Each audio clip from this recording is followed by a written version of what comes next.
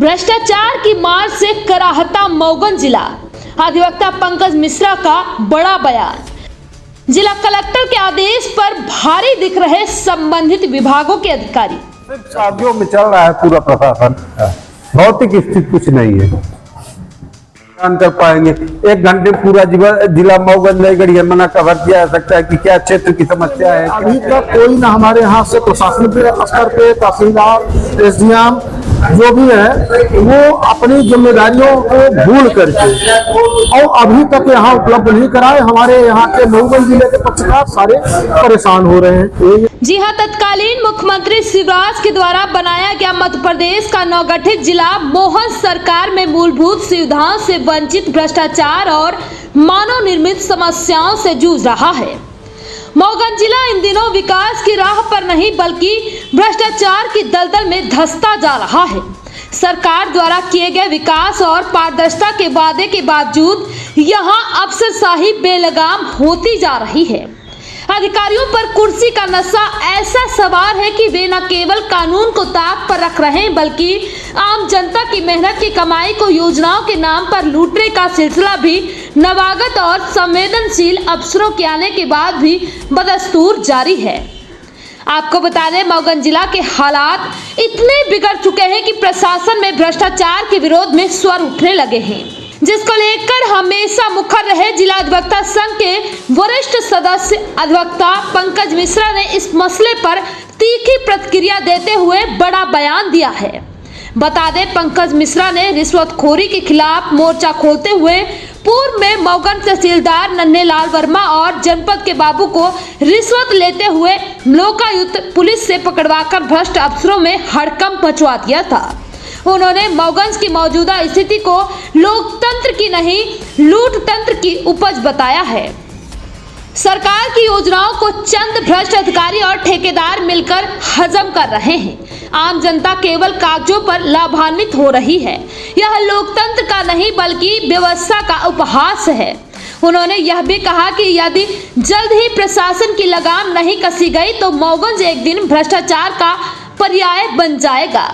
अधूरी और घटिया सड़कों का निर्माण, खनिज माफिया का बोलबाला, नल जल योजना सहित सरकार की विभिन्न जनकल्याणकारी योजनाएं कागजों में ही सीमित है।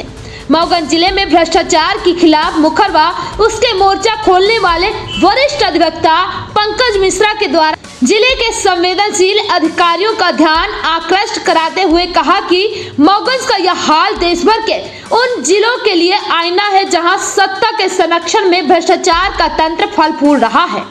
यदि समय रहते ठोस कार्रवाई नहीं हुई तो मऊगन का भविष्य अंधकारमय हो सकता है।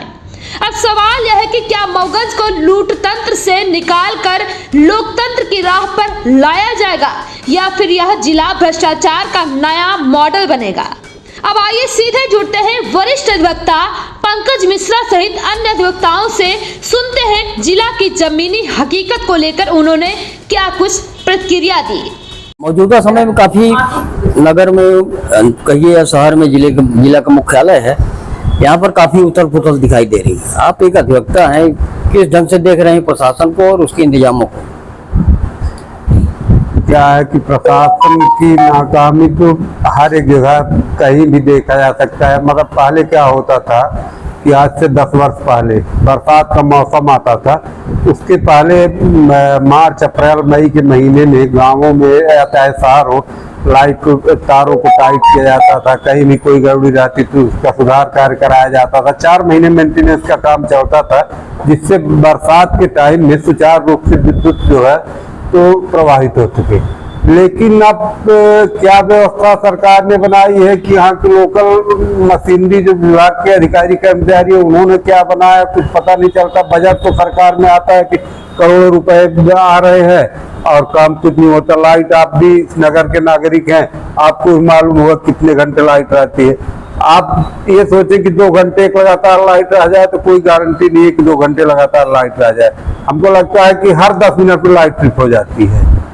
ये स्थिति है शहर की। मेंटेनेंस का काम बिल्कुल नहीं होता। जो भी होता होगा वो सिर्फ कागजों में होता होगा, क्योंकि कहीं भी न तो कार्यकर्ता श्रमिक दिखाई देते हैं फॉल्ट होने पर कंप्लेन करने पर आज कंप्लेन कर रहे हैं 2 दिन 3 दिन में लाइट सुधरी है, तो लाइट की स्थिति है। इसी तरह नगर प्रशासन की स्थिति है। नगरों में बरसात के आने के पूर्व जो है तो पहले नालियों की सफाई होती थी, विधिवत जो है तो नालियां साफ हो जाती थी, जिससे बारिश होने पे जो है तो लोग घरों में पानी न जा सके। लेकिन आज ये स्थिति है कि पहली बरसात में जो कि फर्स्ट पानी है, कोई ज्यादा बारिश भी नहीं हुई, लोग घरों के अंदर 2-2 फीट 3-3 फीट पानी घुस गया। हमारे मोहल्ले में बाहर कमांकाट ऐसा मोहल्ला है कि मतलब एक फ्लोर पूरे मोहल्ले का जो है तो सब्जी मंडी के पीछे जो है तो एक फ्लोर पूरा जो है 3-3 फीट पानी भर गया।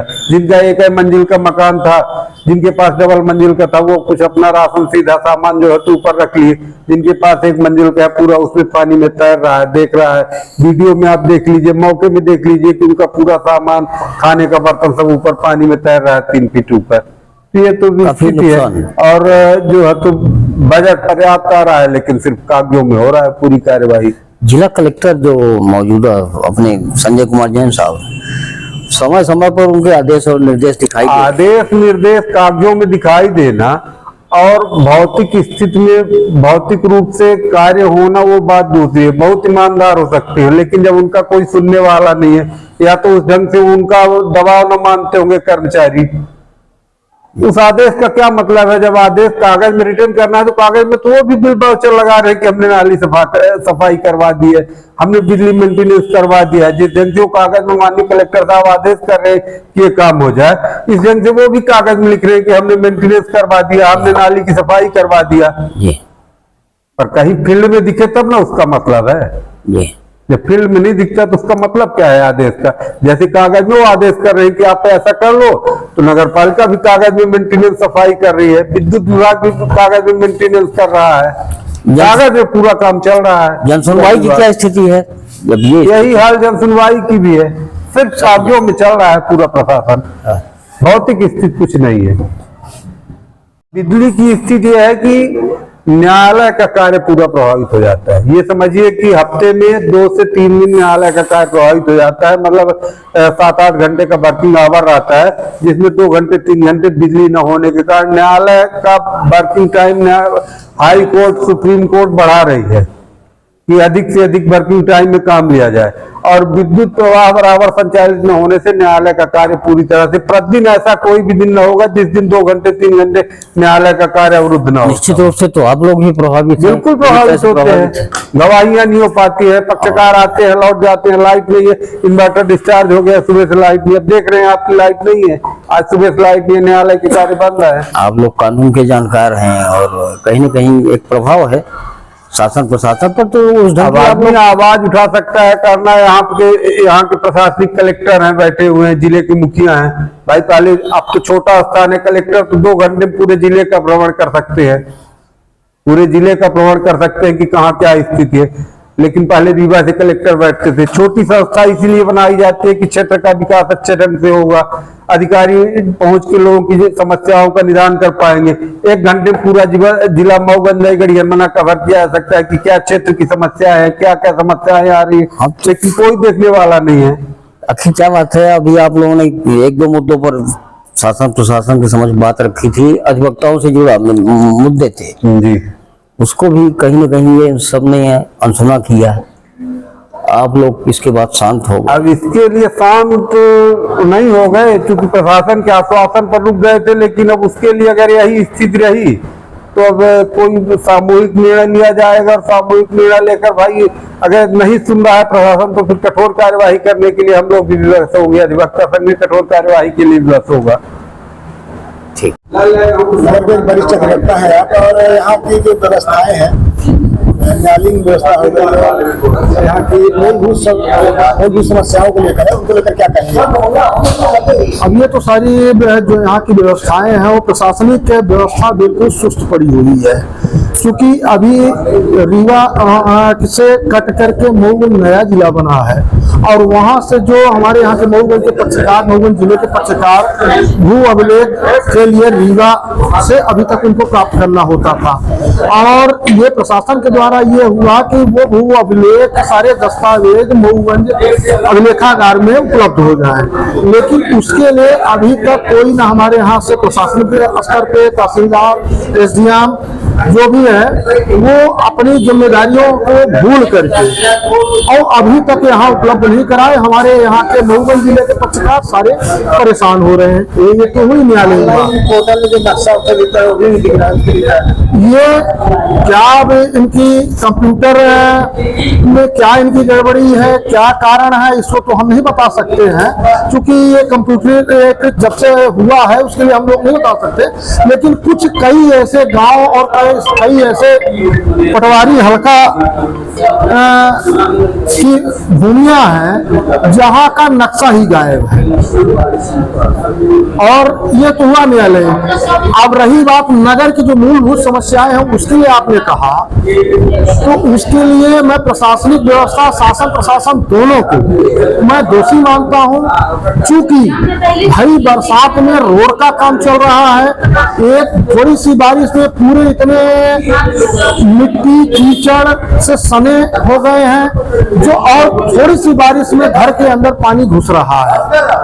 ये नगर पालिका और प्रशासनिक जो व्यवस्था यहाँ के कलेक्टर महोदय हैं उनकी कमियां को उजागर करता है। क्योंकि अभी हम आपको बताएं, हम वार्ड क्रमांक 2 से बिलोंग करते हैं। वार्ड क्रमांक 2 में कई ऐसे करीब लगभग 50 नल के कनेक्शन जो हुए बिल्कुल विच्छेद हो गए हैं रोड के बनने के कारण और हम लोग मतलब ये अप्रैल से पीने के पानी के लिए परेशान हुए हैं। टैंकर से कभी कदा टैंकर आ जाता है, उससे हम लोग को पानी प्राप्त होता है। नल का कनेक्शन उसके लिए हमने आवेदन भी दिया सीएमओ साहब को, उसके लिए उन्होंने कहा 2-4 दिन उनसे मुलाकात नहीं, कहीं मीटिंग में गए हुए थे। अध्यक्ष महोदय से बात हुई, अध्यक्ष महोदय ने कहा 4-6 दिन के लिए हमें समय दीजिए, मैं वैकल्पिक व्यवस्था कराऊंगा।